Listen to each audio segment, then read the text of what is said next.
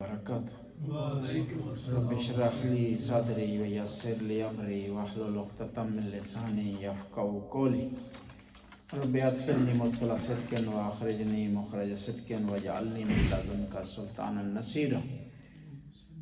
خداوند تعالیٰ نے انسان کو خلق کیا اور خلق کرنے کے بعد اس کی بہترین زندگی گزارنے کے لیے کچھ مقررات، قوانین، رول اور ریگولرز کے لیے بنائے تاکہ وہ کسی اور کا مزاحم نہ ہو اور اپنے لیے بہترین زندگی گزار سکے۔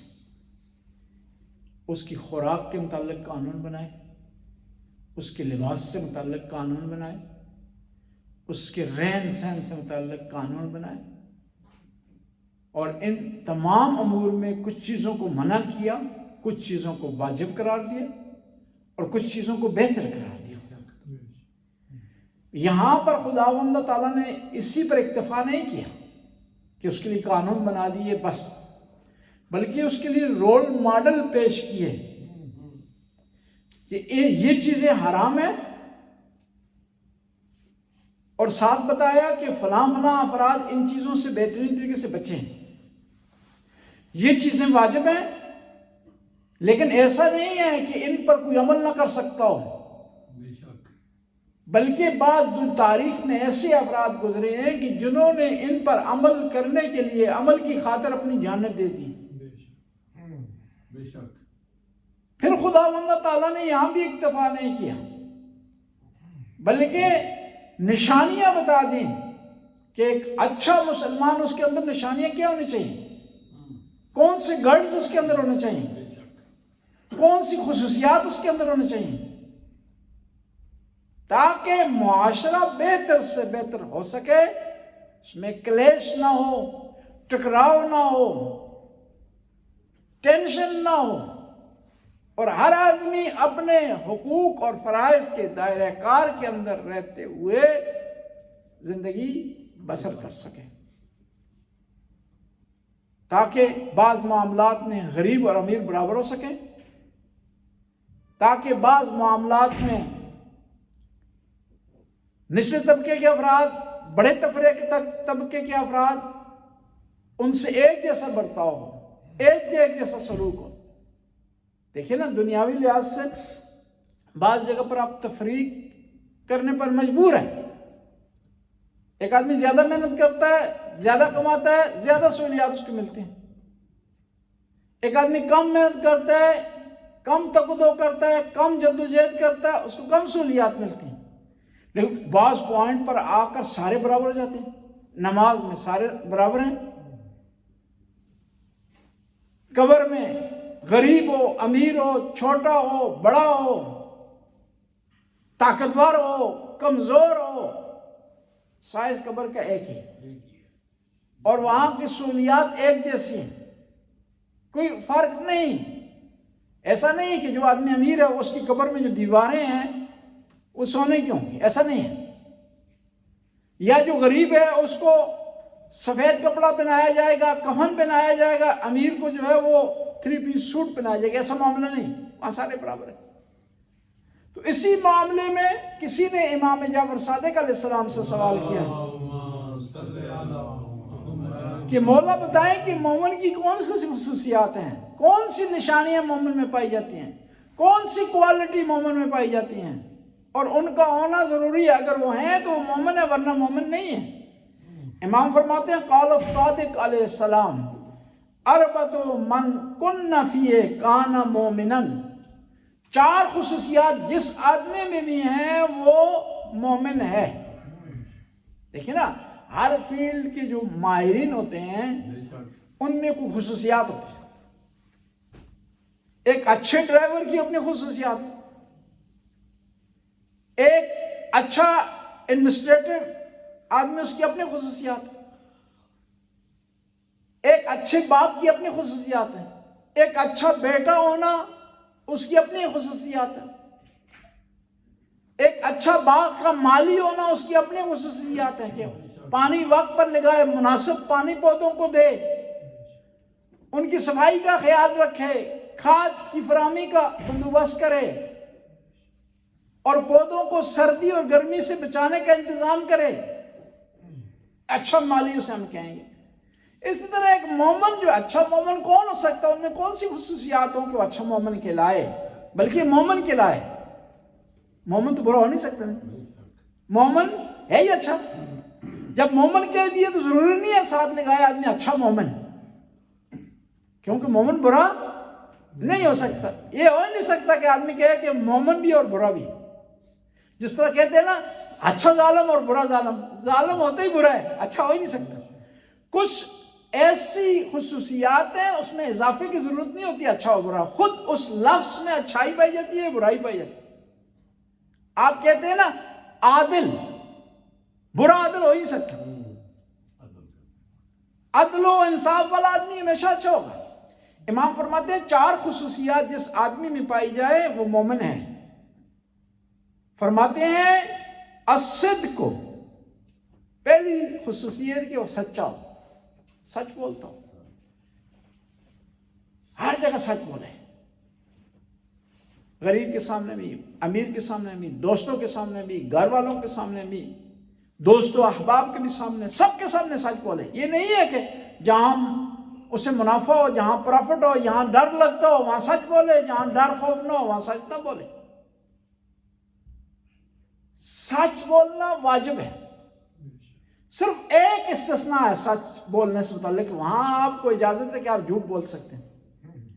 اپنی زوجہ سے آپ کی استطاعت نہیں ہے تحفے خریدنے کی، اس نے ڈیمانڈ کی ہے، آپ اگر سفید رکا خشک جواب دے دیں گے تو مسئلہ بن جائے گا کہ یہ میں نہیں لاؤں گا، مسئلہ بن جائے گا۔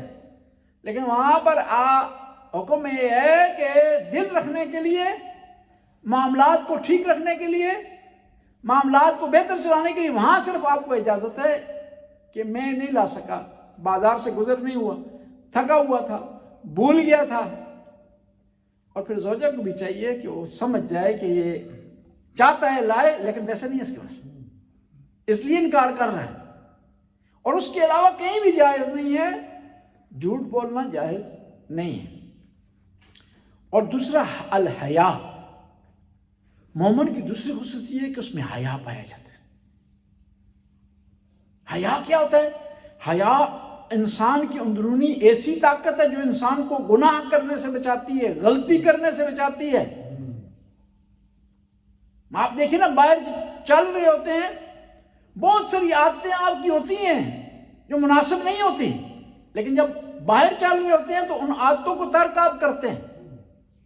یا بعض اوقات ہم یہاں نیچے اترتے ہیں تو جوان سگریٹ پی رہے ہوتے ہیں تو وہ چھپا دیتے ہیں، یہ سے کہتے ہیں حیا۔ بعض لوگ والدین سے حیا کرتے ہیں، سگریٹ پیتے ہیں لیکن جب والد جب دیکھ لیں تو چھپا لیتے ہیں، یہ بھی بڑی بات ہے۔ اب مثال کے طور پر میں باہر نکلا ہوں، ایک جوان سگریٹ پی رہا تھا، مجھے دیکھ کر اس نے چھپا لیا ہے، تو اب مجھے بھی چاہیے کہ اس کے پردے کو وہیں رکھوں، یہ نہیں کہ وہاں پہنچ جاؤں اس کو ہاتھ دکھاؤ، ہاتھ اوپر کرو، جی بو کس چیز کی آ رہی ہے، تمہارے منہ سے سگریٹ کی بو آ رہی ہے۔ جب اس نے حیا کی ہے تو مجھے بھی حیا کرنا چاہیے، اس نے میرا احترام رکھا، یہ نہ ہو کہ میں تفتیش کرنا شروع کر دوں، کہے کہ مولوی صاحب جگہ کرنے کر رہے ہیں سگریٹ ہے، یہ ڈبی بھی میرے کو پہ ہی نہیں۔ جب یہ آپ دیکھیں نا، جب کوئی آپ سے حیا کر رہا ہے تو آپ کو بھی حیا کرنا چاہیے۔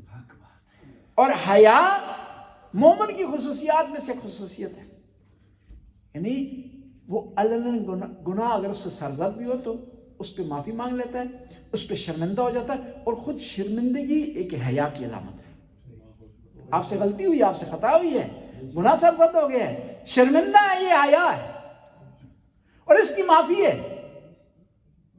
اور معافی وہاں نہیں ہے کہ جہاں آپ نے گناہ کیا ہے لیکن گناہ کرنے کے بعد بھی آپ ڈٹے ہوئے ہیں، اس پر فخر کر رہے ہیں، اس کو آگے بیان کر رہے ہیں اور کھلا اس کو بیان کر رہے ہیں، یہ حیا کے خلاف ہے۔ پس دوسری مومن کی خصوصیت یہ ہے کہ اس میں حیا ہونا چاہیے، جسے ہم پنجابی میں دید بھی کہتے ہیں۔ ایک معنی اس کا حیا کے معنی میں سے ایک معنی جو ہے دید بھی ہے، یعنی عرفی امور کا خیال رکھنا اور دیکھیں نا کئی ایسے گناہ ہیں جس سے ہمیں معاشرہ بچا لیتے ہیں. بعض گناہ کرنا چاہتے ہیں لیکن اس ڈر سے نہیں کرتے کہ لوگ برا والا کہیں گے. یعنی بعض اوقات ہم خدا سے نہیں ڈرتے, لوگوں سے ڈر کی وجہ سے گناہ سے بچ جاتے ہیں. لوگوں کی ڈر کی وجہ سے جو ہے وہ ہم خطا سے بچ جاتے ہیں. یہ بھی ایک اچھی چیز ہے کہ انسان کے اندر حیا ہو اور وہ صرف اس لیے گناہ نہیں کر رہا کہ لوگ برا بھلا کہیں گے. اور یہ بھی یاد رکھیں نا کہ جہاں کام اچھا ہو رہا ہے آپ کرنا چاہتے ہیں لیکن لوگ برا بھلا کہہ رہے ہیں تو آپ اچھا کام نہیں کر رہے, یہ صحیح نہیں ہے. لیکن کام برا ہے شرعی لحاظ سے بھی عقلی لحاظ سے بھی, لوگ بھی برا سے کہتے ہیں اور اس وجہ سے آپ روک رہے ہیں کہ لوگ برا بھلا کہیں گے تو صحیح ہے, کوئی حرج نہیں. اور بعض چیزیں ہم نے عرفی بنائی ہوئی ہیں, معاشرتی بنائی ہوئی ہیں, شریعت میں اس کا تصور نہیں. اور بعض چیزیں شریعت میں ہیں اور ہم ان کو نہیں مانتے. مثال کے طور پر ہمارے معاشرے میں یہ ہوتا ہے کہ کزن سے پردہ نہیں ہے. خواتین بچیاں کزن سے پردہ نہیں کرتی. نہیں, کزن سے پردہ ہے شرعی لحاظ سے. کزن کے سامنے بغیر پردے کے جانا جائز نہیں ہے. لیکن کیونکہ ہمارا عرف بن گیا ہے کہ ہم کیا کرتے ہیں, عرف بن گیا ہے کہ ہم کیا کرتے ہیں کہ اس کو برا نہیں سمجھتے. یا بعض کو الٹا حساب ہوتا ہے, ایک بچی ہے اس کا نکاح ہو چکا ہے, منگنی ہو چکی ہے لیکن رخصتی نہیں ہوئی. بعض علاقوں میں پاکستان میں ہوتا ہے کہ وہ اپنے شوہر سے چھپتی ہے, وہ باقی سب کے سامنے ہوتی ہے, مکمل پردہ بھی نہیں کرتی لیکن شوہر جب آتا ہے تو غائب ہو جاتی ہے. یعنی بعض علاقوں میں ایسے رسم و رواج ہیں. یہ معاشرے کا رسم و رواج ہے. یا بعض اوقات اس طرح ہے کہ ہمارے بعض قبیلے دوسرے قبیلوں سے شادیاں نہیں کرتے. ہم متاثر ہو کر کے ہندو معاشرے سے ایسا کنسپٹ ہم نے رکھا ہوا ہے, حالانکہ شریعت میں اس کی کوئی چیز نہیں. شریعت نے واضح اور روشن لکھ دیا ہے, جس آیت میں لکھا ہے نا کون سی خواتین آپ کے لیے حرام ہے, واضح. حرمت علیکم امہاتکم وخالاتکم وعماتکم وبنات الاخت وبنات الاخت, کہ تمہارے لیے یہ خواتین حرام ہے, واضح روشن. لیکن ہم ہندو معاشرے سے یہ چیز اڈاپٹ کر لی ہے اور اس کو ہم بعض کے شریعت کے دائرے میں لے آئے ہیں اور سمجھتے ہیں کہ شرعی لحاظ سے یہ حرام و حلال ہے. بس حیا کرنا ضروری ہے کہ انسان حیا کرے. اور حیا کی بھی دو قسمیں, ایک دفعہ خدا کی ذات سے حیا کرنا, گناہ سے انسان کو روک دیتا ہے. ایک دفعہ لوگوں سے حیا کرنا, وہ بھی انسان کو گناہ سے روکتا ہے. مشہور و معروف واقعہ کہتے ہیں کہ زلیخا جو بعد میں مومنہ ہو گئی تھی, انہوں نے جب گناہ کرنا چاہا نا تو گھر میں ایک بت تھا, اس پہ پردہ ڈالا انہوں نے کہ یہ بت جو ہے نہ دیکھ پائے. یعنی گویا اس کے ذہن میں تھا کہ دیکھ رہا ہے, یہ ہمیں جج کر رہا. بس انسان کو کوشش کرنی چاہیے کہ وہ جب بھی گناہ کی طرف بڑھنے لگے, شیطان اس کے دل میں وسوسہ لائے, تو اس کے اندر یہ پاور ہونی چاہیے حیا کی کہ اپنے آپ کو گناہ سے روک لے.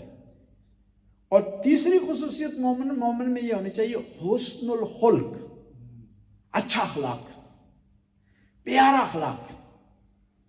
بعض چیزیں ایسی ہیں نا اس کا تعلق صرف شریعت سے نہیں ہے, صرف قرآن سے نہیں ہے, صرف حدیث سے نہیں ہے, صرف آئمہ کے اقوال سے نہیں ہے, بلکہ عقل کہتی ہے کہ چیز اچھی ہے.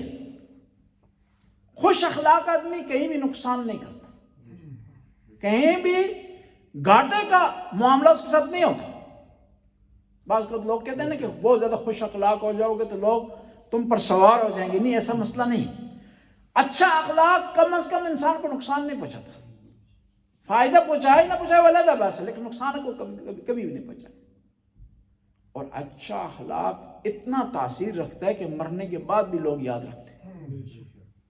انسان جب دنیا سے چلا جاتا ہے نا, کوئی یہ نہیں کہتا کہ 20 گاڑیاں چھوڑ کر گیا ہے, 5 بلڈنگیں چھوڑ کر گیا ہے, 200 اس کے فلیٹ ہیں. یہ کوئی بھی نہیں کہتا کہ اس نے اتنا ملک و املاک چھوڑا ہے, پاکستان میں اتنی جائیداد تھی اس کی. کہتے ہیں لوگ, کیا کہتے ہیں, اچھے اخلاق کا مالک. اگر وہ ساری دولت خرچ کر دے نا کہ لوگ تعریف کریں کہ یہ آدمی اچھا تھا, تعریف لوگ نہیں کریں گے. تعریف تب لوگ کریں گے کہ آپ کا اخلاق اچھا. اور پھر اخلاق میں بھی یہ ہے کہ اس میں بھی مساوات ہونی چاہیے. امیر آدمی سے اچھا کوئی اخلاق، اچھا ہر کوئی اچھا اخلاق رکھتا ہے، جس سے پیسے کی توقع اس سے ہر کوئی اچھا اخلاق کرتا ہے۔ اخلاق وہاں آپ کا پتہ چلے گا، آپ کے اخلاق کا، کہ آپ غریب سے بھی وہی معاملہ کر رہے ہیں اور امیر سے بھی وہی معاملہ کر رہے ہیں، چھوٹے سے بھی معاملہ کر رہے ہیں، بڑے سے بھی معاملہ کر رہے ہیں۔ اور خاص طور پر اخلاق کا انسان کا پتہ چلتا ہے غصے کی حالت میں، پھر پتہ چلتا ہے کہ کتنے اخلاق پر ہے، کس منزل پر ہے، کس درجے پر وہ فائز ہے۔ عام حالات میں تو ہر آدمی خوش اخلاق ہو سکتا ہے، ہر آدمی پیار و محبت سے باتیں کر سکتا ہے۔ وہ ہم ایران میں تھے تو ایک ہمارے دوست کو میں نے کہا کہ ایرانی بہت خوش اخلاق ہے۔ اس نے کہا کہ جب کسی سے کوئی چیز لینی ہو تب خوش اخلاق ہے، دینی ہو تو خوش اخلاق نہیں ہے۔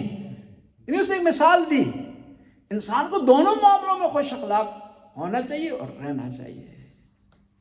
کسی سے لینا ہے اس سے بھی خوش اخلاق رہے، جس کے پیسے دینے ہیں اس سے بھی اخلاق سے پیش آئے، جس سے کوئی غرض ہے اس سے بھی اخلاق سے پیش آئے، جس سے کوئی غرض نہیں ہے اس سے بھی اخلاق سے پیش آئے۔ اور چوتھی خصوصیت مومن کے اندر ہونی چاہیے کہ شکر ادا کرنے کی اس کے اندر صلاحیت ہو، خدا کا شکر بھی ادا کرے اور اس کی مخلوق کا شکر بھی ادا کرے، والدین کا شکریہ بھی ادا کرے، ہمسائے نے کوئی مدد کی اس کا بھی شکریہ ادا کرے، کسی نے راستہ دکھایا اس کا بھی شکریہ ادا کرے، کسی نے کسی مرحلے کی ہدایت کی اس کا بھی شکریہ ادا کرے۔ بس انسان میں 4 خصوصیات ہوں تو مومن کہلائے گا۔ اور انسان کو خاص طور پر ان کا شکریہ ادا کرے جو آپ پر احسان کر رہے ہیں کسی حوالے سے، اور اس میں سب سے زیادہ حق بنتا ہے خدا کی مخلوق میں سے والدین کا، کہ آپ ان کا شکریہ ادا کریں کہ انہوں نے راستہ دکھایا، انہوں نے آپ کو اہل بیت کا راستہ دکھایا، انہوں نے نماز جمعہ کی طرف آپ کو جانے کا راستہ دکھایا، انہوں نے اہل بیت کی مجالس میں شرکت کرنے کا راستہ دکھایا۔ اور اس کے علاوہ ہمیں جو چاہیے کہ اپنے استاد جنہوں نے آپ کو پڑھایا ہے، جنہوں نے آپ کو تعلیم دی ہے، ان کا بھی شکریہ ادا کریں، اور علماء کا بھی شکریہ ادا کیا کریں کہ انہوں نے آپ کو گائیڈ کیا ہے۔ بعض لوگ ہوتے ہیں نا ساری دنیا سے اچھے ہوں گے، مولوی ان کو برا لگتا ہے، حالانکہ مولوی کون ہے پتہ ہے؟ روزانہ آپ کے لیے دعا کرتا ہے، کس طرح وضو کر کے، پاک کپڑے پہن کر کے، صاف نیت کے ساتھ، اس کی پہلی یہ دعا ہوتی ہے اللہم اغفر للمؤمنین والمؤمنات والمسلمین والمسلمات الاحیاء منہم والاموات، خدایا مومنوں کو جو میرے پیچھے نماز پڑھ رہے ہیں ان کو بخش دے، ان میں سے جو موجود ہیں ان کو بھی بخش دے، ان کے آباء و اجداد کو بھی بخش دے۔ روزانہ جو ہے وہ آپ کے لیے دعا کر رہا تھا، اور ہر موقع پر آپ کے لیے دعا کر رہا تھا۔ اتنا ہمدرد آپ کا کوئی ہوگا مولانا سے بڑھ کر کے؟ کچھ لوگوں کو خدا واسطے کی مولوی صاحب سے ضد ہے، جی سب سے اچھے تعلقات ہوں گے، سب سے پیار کریں گے، سب سے محبت کریں گے، مولانا صاحب کے پیچھے باتیں کر رہے ہیں خواہ مخواہ بغیر کسی وجہ کے، جی۔ اور کچھ لوگ یہ ہوتے ہیں نا کہ اپنے گناہوں کا رجسٹر ساتھ لے کر پھر رہے ہوتے ہیں کہ کہیں سے مجھے گناہ ملے میں لکھتا جاؤں، جی، کہ رہ نہ جائے کوئی گناہ، جی، یہ رجسٹر بھر جائے۔ من یعمل مثقال ذرۃ خیرا یرہ، جو آدمی ذرہ برابر نیکی کرے گا اس کا بدلہ دیکھے گا، ذرہ برابر برائی کرے گا اس کا بدلہ دیکھے گا۔ اور پھر دوسرا جو مولانا ہے نا کسی سینٹر کا نہیں ہوتا، کسی مرکز کا نہیں ہوتا، وہ پوری شیعہ قوم کو ہوتا ہے، اور پوری شیعہ قوم کو اسے خیال رکھنا چاہیے، اور وہ اس کا کردار بھی ہونا چاہیے والد جیسا، اور عوام کو بھی چاہیے کہ اس کی رسپیکٹ اس طرح کرے جس طرح اپنے والد کی کرتے ہیں۔ بے شک والد کی نگاہ میں سارے بچے برابر ہوتے ہیں، کوئی اچھا ہے کوئی برا ہے کوئی اس طرح بھی، سارے برابر ہیں، سارے سیم ہوتے ہیں۔ بس 4 خصوصیات مومن میں ہونی چاہیے۔ پہلی خصوصیت کہ سچ بولے، دوسری خصوصیت کہ اس میں حیا ہونا چاہیے، تیسری خصوصیت کہ اچھا اخلاق ہونا چاہیے، چوتھی خصوصیت اس میں یہ ہونی چاہیے کہ وہ خداوند تعالیٰ کے شکر بجا لائے اور اس کی مخلوق کا بھی شکر بجا لائے۔ بسم اللہ الرحمن الرحیم۔